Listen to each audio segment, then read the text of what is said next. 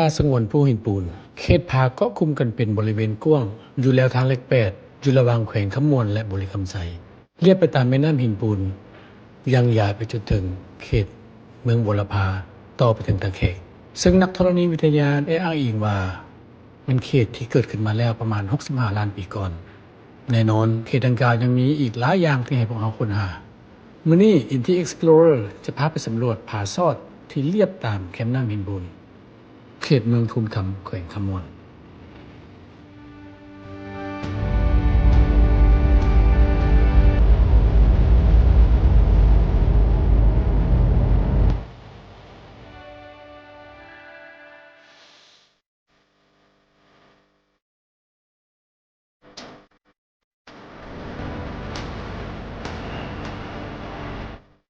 มื้อนี้ Inti Explorer จะพาไปสำรวจธรรมชาติเรียบตามน้ำหินปูนซึ่งต้องยอมรับว่าน้ำแห่งนี้เนาะกับทิวทัศน์ธรรมชาติมีความน่าสนใจบ่น้อยหน้าแหล่งอื่นเพราะว่าเป็นผาสูงสันทั้งสองฝากแต่มื้อนี้เฮาสิไปเจาะลึกผาตัวหนึ่งที่ผ่านมาพวกเฮาขี่เรือผ่านไปผ่านมาเฮาเห็นว่ามันมีหูซอดอยู่หั่นเขาจะฮ้อผาซอด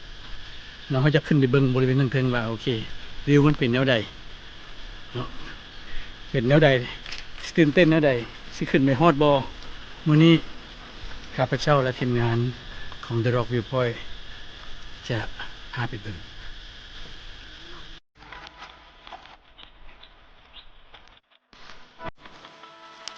นะครับ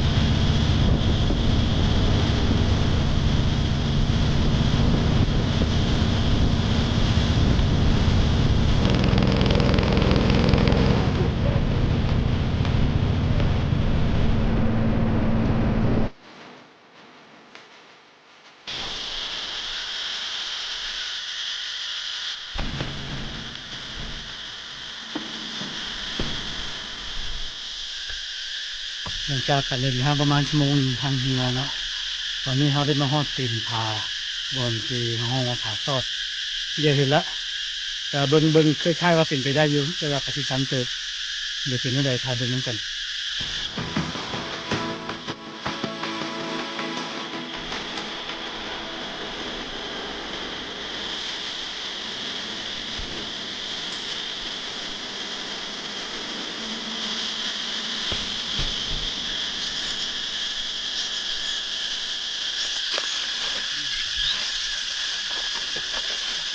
การสำรวจครั้งนี้เป็นการสำรวจครั้งทำอิฐฉะนั้นการหาทางขึ้นที่ปลอดภัยเป็นเรื่องที่สำคัญ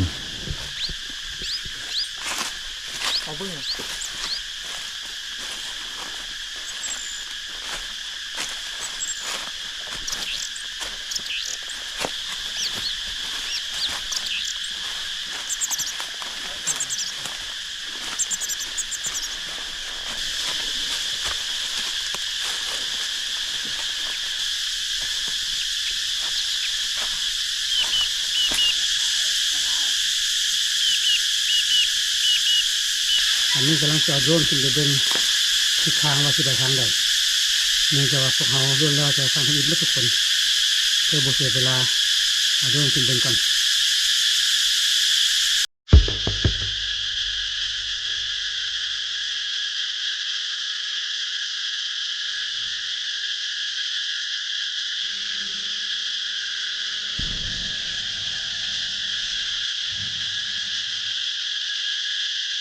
ทางขึ้นยัง6 ลายส่วนลายยังเป็นเขตหินผาที่สัน ซึ่งพวกเขาต้องได้รับระวังมีหินหลายๆก้อนที่เป็นลักษณะโยงไว้ซึ่งแน่นอนมีความอันตรายโดยเฉพาะมันต่อผู้ที่อยู่ลุ่มฉะนั้นการเดินทางพวกเขาต้องได้ระมัดระวังเป็นทีพวกเขาใช้เวลาประมาณ2ชั่วโมงกว่าๆจึงมาถึงเขตผาซอด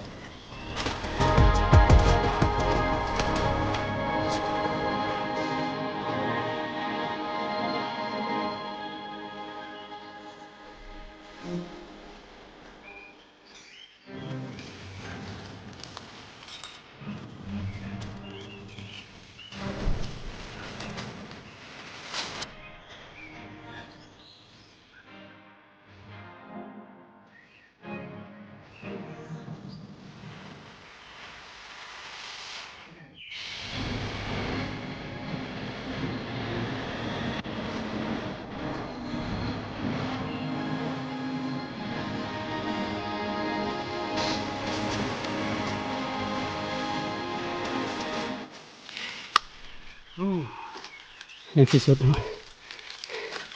เราก็มาฮอดโป่งแล้วสุดยอดตอนนี้เราอยู่ถ้ำซอดเนาะผาซอดบรรพัดถ้ำซอดผาตัวนี้มันจะเป็นรูปลักษณะว่าเขาเลี้ยงมาแต่ไกลๆมันสิเป็นซอดเข้าบ้านนี่ข้างกลางมีหูถ้ำอยู่นี่ฉะนั้นทีมงานสิสำรวจเบิ่งว่ามันลึกขนาดใดมันซอดมาจากนี้ปุ๊บลอดมานี่ซอดออกมาใส่ฟากน้ำหินบุญอันนี้กำลังนั่งอยู่ในบริเวณผาซอดซึ่งคิดว่าเส้นผ่ากลางน่าจะประมาณอยู่40 30 40 เมตรเอาสิโอเคอันนี้มันฝากนั้นนี่เป็นน้ำตามเลยเวลาเป็นไปใส่น้ำหินบุญเป็นที่ปากกานี้แล้วเห็นว่าอยู่นี่มันมีหูถ้ำอยู่นี่จะได้เขาสิเริ่มสำรวจถ้าเป็นหูลงไปแล้วมันซอดออกทางตีนผานี่มันสุดยอดเลยแหละนะ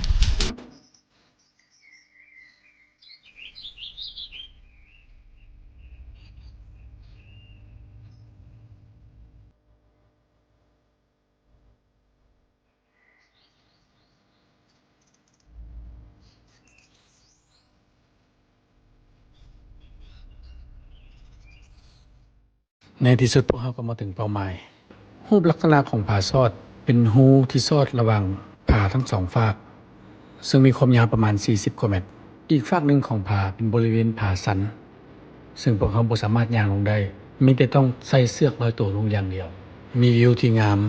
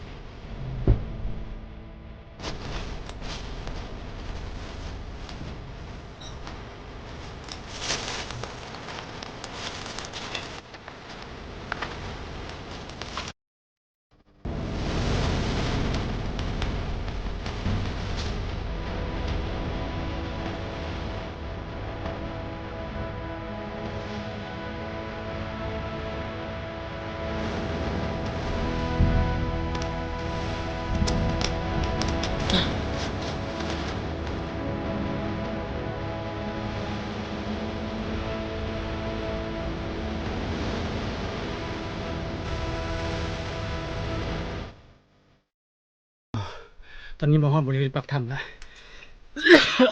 รู้สึกว่าเหม็นเหี่ยวน่าจะเป็นเหี่ยวเห็นขี้เหี่ยวเมื่อกี้นี้นี่เว้ยบริเวณปากถ้ำโอ้ขี้เหี่ยวเต็มเลยไซเอาเห็นเลยว่าขี้คุ้งเต็มเลยเขตนี้นะแสดงว่าคิดแม่นเขตที่คุ้งอาศัยอยู่เขาเห็นหูออกเนาะมีหูซอดให้กันไปเก็บเรียนบริษัทซื้อหูที่ซอดนี่เป็นหูน้อยปรากฏว่าหน้าผาฟากนี่เป็นหูเข้ามาหูใหญ่กว่าหูเมื่อกี้นี่แต่มาฮอดหูทางออกนี่มันมี2 หูทางเทิงนี่สิใหญ่กว่าหูทางลุมพอจะหลุมคนนะหลังทึง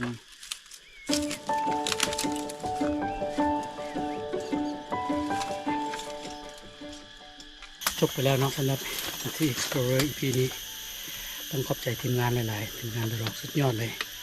การเป็นเพิ่นพาขึ้นมานี่คือสำรวจกาสิไขข้อข้องใจบ่ได้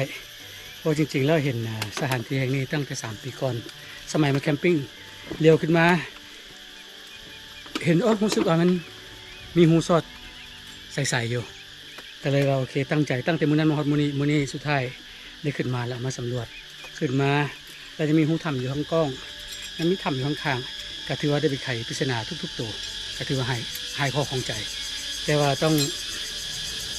พอได้เลยว่าเป็นสถานที่แห่งหนึ่งสำหรับสายผจญภัยขึ้นมาใครอยากสนใจมาแคมปิ้งอยู่ถึงพอเวลาขึ้นมาปุ๊บเขาจะเห็นวิวอยู่2 ฝากหนึ่งเป็นภูเขาเป็นทงลาบงามถ้าไปเที่ยวยามฝนต้องอลังการที่สุดเลยอีกฝากหนึ่งเขาจะเห็นสายน้ำที่ดีเราจะเห็นภูผาอ้อมรอบพวกเราเลยมีใครสนใจมาเช็คได้เช็คกับทีมงานไปวัดเลย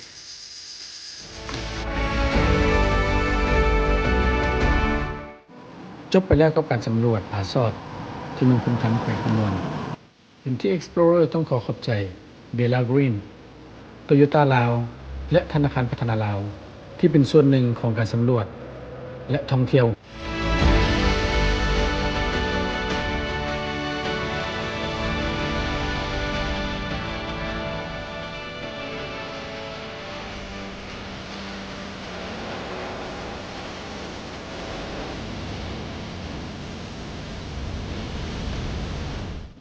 สำหรับ NT Explorer EP หน้า